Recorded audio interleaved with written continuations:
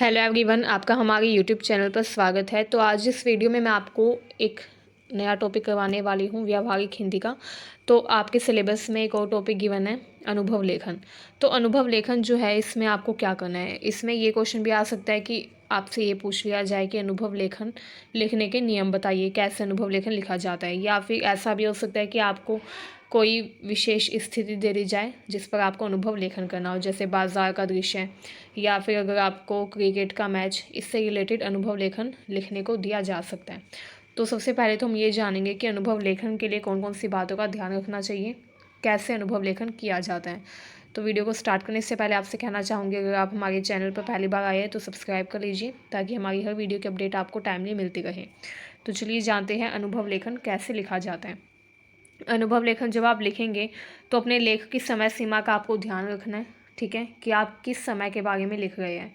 अब ऐसा नहीं होना चाहिए कि आपको टॉपिक मिला हो क्रिकेट का मैच आप देखने गए एंड उस पर आपको अनुभव लेखन लिखना है, एंड आप उस टाइम पर अनुभव लेखन लिख दे बाजार के दृश्य का। तो आपको समय सीमा का ध्यान रखना है कि आप किस समय पर अनुभव लेखन लिख रहे हैं, ठीक है, कौन सी जगह पर आप अनुभव लेखन लिख रहे हैं। तो वो चीज़ आपको ध्यान में रखनी होगी, ठीक है। इसके अलावा जो आपका टॉपिक गिवन है उसी मुद्दे पर आपको लिखना है, इधर उधर की बातों को नहीं डालना है उसमें, ठीक है। एंड जब आप लिखते हैं तो जो पाठक है, मतलब कि जो पढ़ने वाला है, उसको लेख की शुरुआत में ही पता लग जाना चाहिए कि आपके लिखने का विषय क्या है। मतलब कि आप जो भी लिखेंगे वो क्लियरली लिखेंगे, आपकी बातों में क्लैरिटी होनी चाहिए, ठीक है, ताकि जो पढ़ने वाला है, जो पाठक है, उसको देखते ही पता चल जाए कि हाँ, ये आपका टॉपिक है अनुभव लेखन का। इसके बाद लेख में टाइमलाइन का ख्याल रखना भी बहुत ज़रूरी है। मतलब कि आपको ये बात भी रखनी है कि आप बहुत ज़्यादा भी एक्सपेंड करके नहीं लिखना है आपको, ठीक है। तो इस चीज़ का आपको ध्यान रखना है। एंड हो सकता है कि आप अपने जीवन के अलग अलग समयों का जिक्र लेख में कर रहे हो, लेकिन पढ़ने वालों को भी यह बात समझ में आनी चाहिए। इसके लिए आप तारीख तथा उम्र का जिक्र भी कर सकते हैं। अब ये टॉपिक वाइज डिपेंड करता है कि आपको किस समय का अनुभव लेखन लिखने को दिया गया है। सपोज़ कीजिए आपके एग्ज़ाम में आ जाए कि आपके कॉलेज का पहला दिन है एंड उस पर आपको अनुभव लेखन लिखना है, तो उस टाइम पर आपको तारीख भी ऐड करनी होगी। तो ज़्यादा बेटर रहेगा अगर आप तारीख भी ऐड कर देंगे कि इस तारीख को आप पहली बार कॉलेज में गए थे।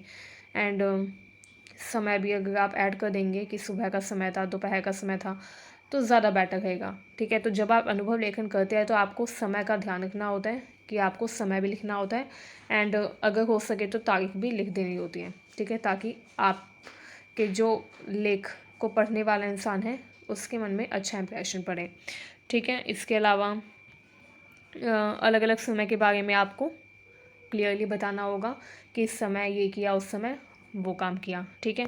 उदाहरण के लिए अगर आप अपने बचपन के किसी अनुभव को वर्तमान के किसी अनुभव के साथ जोड़ कर लिख रहे हैं तो केवल था तथा है से भी यह बात स्पष्ट हो सकती है। इसके अलावा अगर कोई अनुभव लेखन ऐसा आ जाए जिसमें आपको बचपन की कोई बात भी इंक्लूड करनी हो, तो आप उस टाइम पर था शब्द का भी यूज़ कर सकते हैं, अगर आपको एग्जैक्टली डेट याद नहीं है कि कौन सी तारीख को ये बात हुई थी, ठीक है। तो उम्मीद है ये आपको समझ में आ रहा होगा। ये कुछ ईजी से रूल्स है जो आपको पता होने चाहिए, आसान से नियम है। तो ये अगर आपको ध्यान में रहेंगे तो आप अपना अनुभव लेखन अच्छे से कर पाएंगे। इसके अलावा अगर आपके एग्ज़ाम में क्वेश्चन आ जाता है अनुभव लेखन के नियम लिखने का, तो उसमें भी आपके लिए हेल्पफुल साबित होगा। चलिए आगे देख लेते हैं। इसके अलावा विस्तार से आपको लिखना होगा ताकि सामने वाले को, पढ़ने वाले को आपकी लिखी हुई बात समझ में आ जाए। तो आपको विस्तार से लिखना होगा, एंड आपको इस तरीके से लिखना होगा कि जो व्यक्ति पढ़ रहा है वो पढ़ते पढ़ते उस घटना की कल्पना अपने मस्तिष्क में करता रहे कि हाँ ऐसे हुआ होगा, ये हुआ होगा। तो अगर आप इस तरीके से लिखते हैं कि पढ़ने वाले के मन में एक कल्पना बनती जाए कि हाँ ऐसा हुआ होगा, वैसा हुआ होगा, तो समझ लीजिए कि आपने बहुत अच्छा अनुभव लेखन लिखा है, ठीक है। इसके लिए आप उस वक्त जो भी महसूस कर रहे थे एंड आपके आसपास जो भी लोग मौजूद थे, आप उनके हाव भावों के बारे में भी बता सकते हैं कि आपने, सपोज़ आप लिख रहे हैं बाजार के दृश्य के ऊपर, तो आप ये बता सकते हैं कि बाजार में बहुत सारे लोग थे, सब लोग सामान खरीद रहे थे, अलग अलग शॉप्स थी। तो आप ये सब कुछ उसमें एक्सप्लेन कर सकते हैं, ठीक है। अलग अलग दुकानें थी, वहाँ पर कुछ लोग थे जो अपना सामान ज़मीन पर लगा कर बैठे थे, स्टोर लगा के थे कुछ लोगों ने। तो इस तरीके से आप एक्सप्लेन कर सकते हैं, ठीक है। इसके अलावा कभी कभी घटनास्थल का जिक्र करना भी इसे प्रभावी बना देता है, लेकिन कभी कभी इस प्रयास में हम घटनाओं को बढ़ा चढ़ा कर भी बताने लगते हैं। तो आपको किसी भी घटना को बढ़ा चढ़ा कर नहीं बताना है, ठीक है। अतिशयोक्ति यानी कि हाइपरबोली, आपने अलंकार के बारे में सुना होगा, जिसमें बहुत बढ़ा चढ़ा के कुछ बोलते हैं, तो आपको उससे बचना है। बहुत ही ज़्यादा बढ़ा चढ़ा कर कोई चीज़ नहीं बतानी है, ठीक है। उदाहरण के लिए 4-5 लोगों के समूह को भीड़ बता दिया जाए, या संभव है कि सोशल मीडिया पर ट्रोल करने वाले असल में 4 लोग हों, लेकिन उनकी संख्या 50 बता दी जाए। ऐसा कभी ना करो। ये एग्जाम्पल दिया हुआ है बढ़ा चढ़ा कर बताने का, कि आप किसी दुकान पर गए कोई सामान लेने, सपोज़ आप गए कपड़े खरीदने, एंड वहाँ पर 2-4 लोग थे जो कपड़े देख रहे थे, एंड आप अपने अनुभव लेखन में लिख दें कि वह उस दुकान में भीड़ लगी हुई थी कपड़े लेने वालों की। तो भीड़ का मतलब तो ये होता है कि कंप्लीट दुकान फुल भरी हुई हो लोगों से, लेकिन अगर 2-3 लोग हैं तो आप उसे भीड़ तो नहीं बोल सकते। तो इसलिए आपको बढ़ा चढ़ा कर नहीं लिखना है, क्योंकि जब हम बढ़ा चढ़ा कर कोई चीज़ लिखते हैं तो पढ़ने वाले को इंटरेस्ट नहीं आता, उसको लगता है कि इसमें बहुत ही ज़्यादा झूठ एंड बढ़ा चढ़ा कर लिखा गया है, ठीक है। अतिशयोक्ति से बचे, वही जो मैंने भी आपको बताया।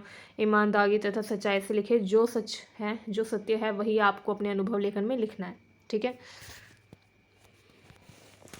भावनाओं, संवादों तथा उदाहरणों से पढ़ने वाले को बांधे, मतलब कि आप जो भी अनुभव लेखन लिख रहे हैं उसमें आपको ये भी बताना होगा कि आप जिस भी घटना के बारे में एक्सप्लेन कर रहे हैं, अपना अनुभव जिस भी चीज़ के बारे में लिख रहे हैं उससे जुड़ी आपको अपनी भावनाएं भी लिखनी होगी।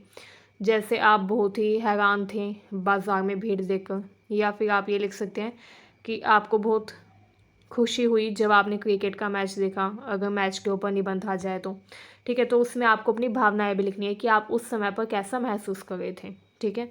तो ये चीज़ आपको ध्यान रखनी है, क्योंकि जब आपके लेख में आपके भाव दिखेंगे तो लोगों को और भी ज़्यादा अच्छा लगेगा जो ये पढ़ने वाले होंगे, ठीक है। तो भाव लिखना ज़रूरी होता है। इसके अलावा उस घटना में शामिल जो भी लोग होते हैं जो कुछ बोलते हैं, जैसे आप क्रिकेट का मैच देखने गए एंड आपके दोस्त ने कोई बात बोली आपसे, तो अपने दोस्त की बोली हुई बात को अगर आप उसमें लिखेंगे तो आपको इन्वर्टेड कोमास का यानी कि संवाद सूचक चिन्ह का यूज़ करना होगा, ठीक है, ताकि वो चीज़ हाईलाइट हो जाए जो किसी ने बोली है, ठीक है। तो ये बात भी आपको ध्यान में रखनी है।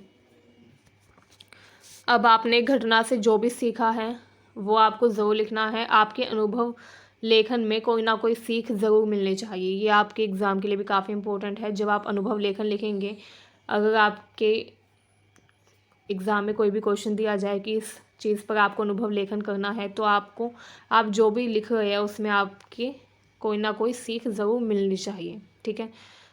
आपको ये भी लिखना है कि आपने उस घटना से क्या सीखा, ठीक है। अगर आप अपने अनुभवों को किसी बड़ी सामाजिक समस्या से जोड़कर देखते हैं तो उस समस्या को लेकर अपने विचार ज़रूर लिखें। उस मुद्दे से जुड़ी अन्य जानकारी तथा आंकड़ों का भी जिक्र किया जा सकता है, ठीक है।